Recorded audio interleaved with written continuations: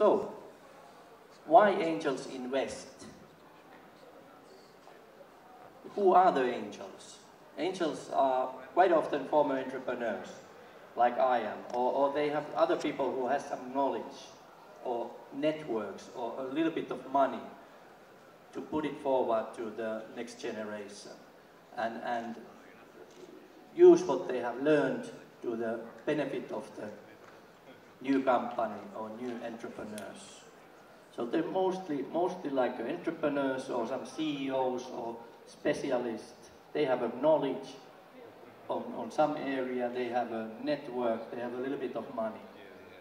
And they are private individuals, and they're most often working alone. Those are the angels. They are normal people. They are men, they are women, they are young, they are old.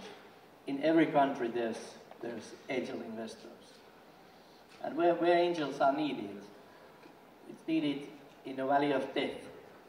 So when you start your company, you need to develop the things, and you don't have revenue yet, so you need financing from outside. And angels are a good resource for that, because you get not only money, you get some knowledge, and you get some networks to benefit of your company. So what about this venture capital? We were hearing here about venture capital, VC funds, how angels and VC funds differ. So the main difference is that business angels, they are investing their own money, and venture capital company or fund is investing other people's money. So venture capital fund needs to raise the funds from others and then invest it forward. Of course, the venture capital managers, they also put their own money, but it's maybe 1% or 3% or 8% of the total capital. But when the angel is investing, he or she is always investing his or her own money. Another thing how angels and VCs differ is, of course, that angels don't need to invest. There's no must. But venture capital fund must invest, because they raised money from the other people, they need to invest it forward. Otherwise, they are not doing their job. But angel can decide if I invest this year a lot, maybe next year I don't invest much. It's a private money and private decision. And how else these angels and VCs differ? Maybe we can think about the decision-making process. Angels tend to be quicker than VC funds, because if I make a meeting with myself, it's quite quick to make a decision if I'm not investing or I'm investing. But of course, angels also tend to use some time in the investment process. I think you should reserve 2 to 3 months to raise funding from the angels at least. And from the VCs, you should reserve 6 to 9 months, much more. So those three differences. So, okay, when angels invest, what kind of sums we are talking about? How much money angels invest normally?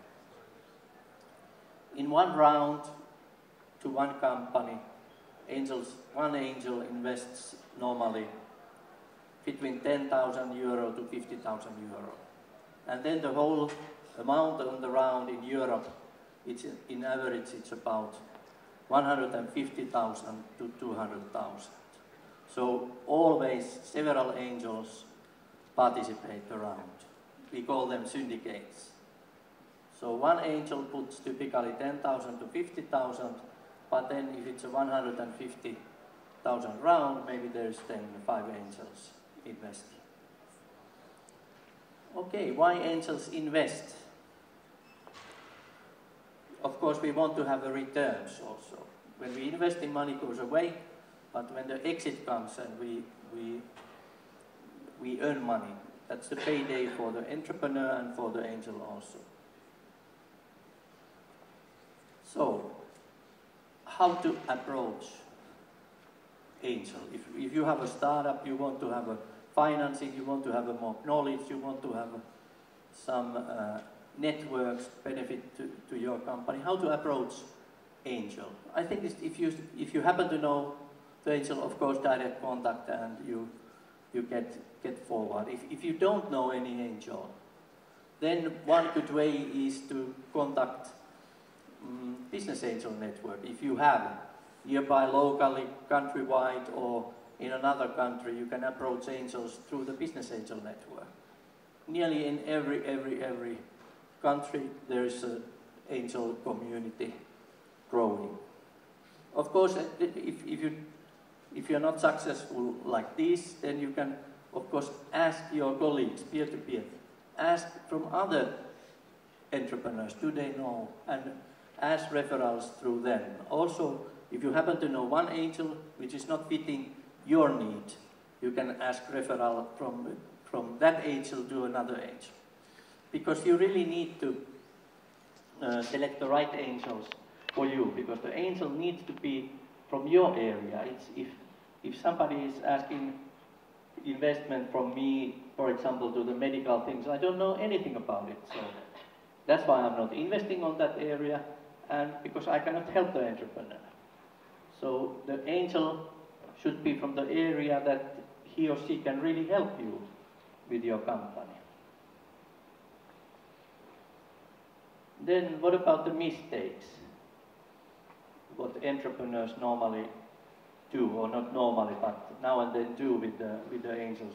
When they approach angel, for example, what turns me down is that entrepreneur is too arrogant.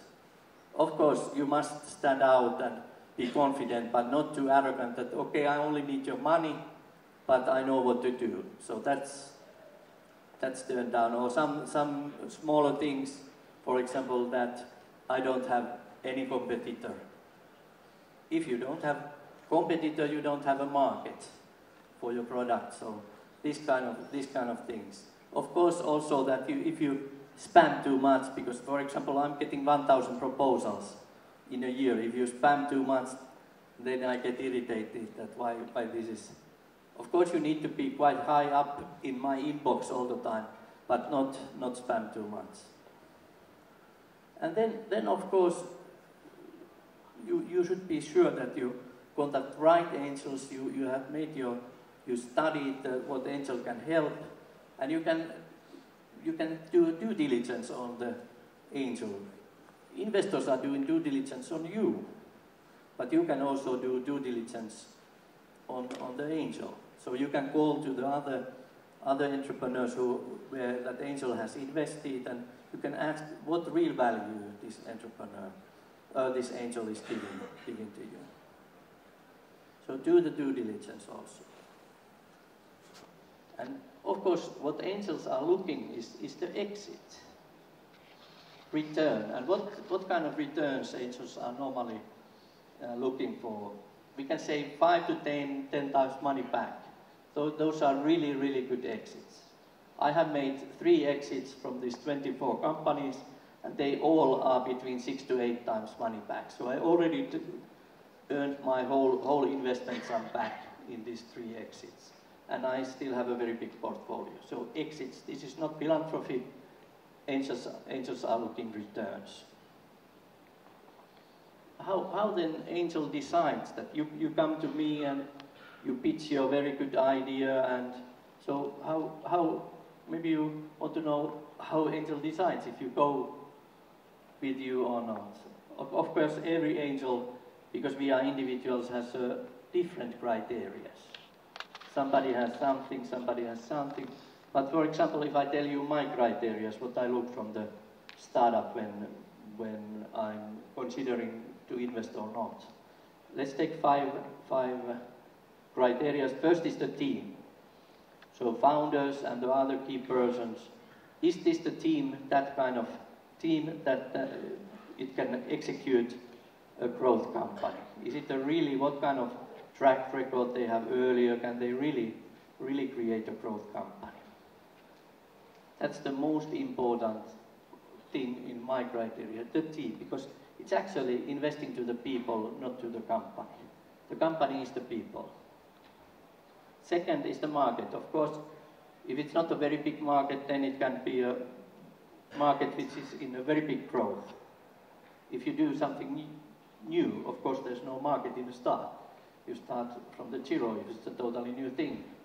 Innovation, so very big growth on the market. That's important. Then third one is scalability.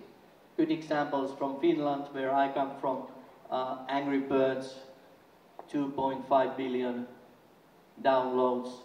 So that's scalable business model, because even there's all this 2.5 billion downloads, it don't create costs for the company. Of course, other games and mobile apps, they are very good examples of very scalable business model.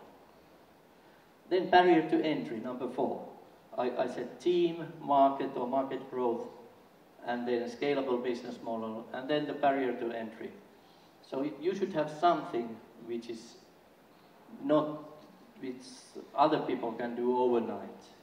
That you have it now, but tomorrow there's already several same kind of things. I don't really mean patents, but or maybe you have some algorithm, or you have some special knowledge, somehow that you can.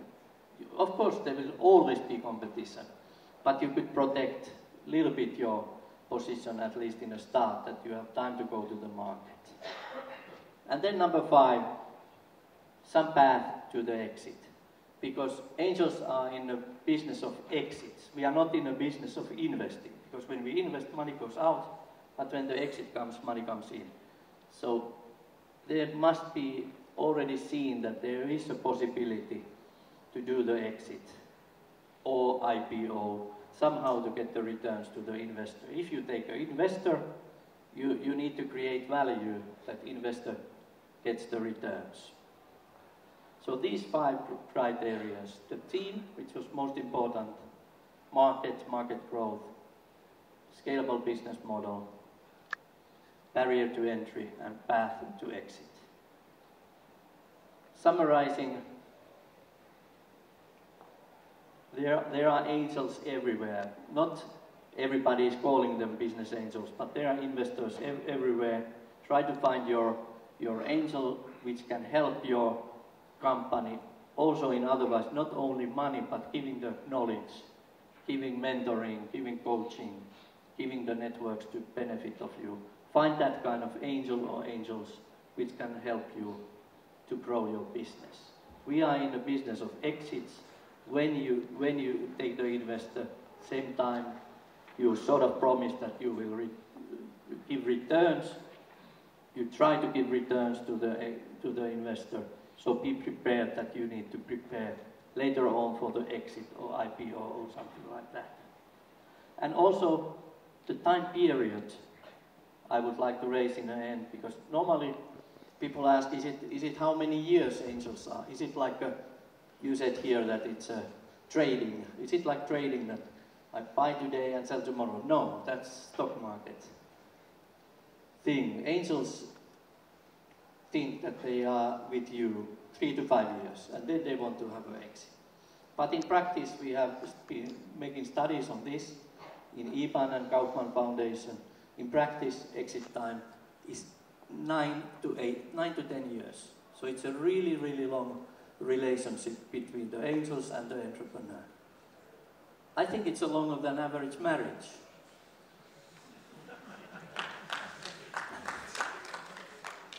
Yeah, angel investing, it's like a marriage.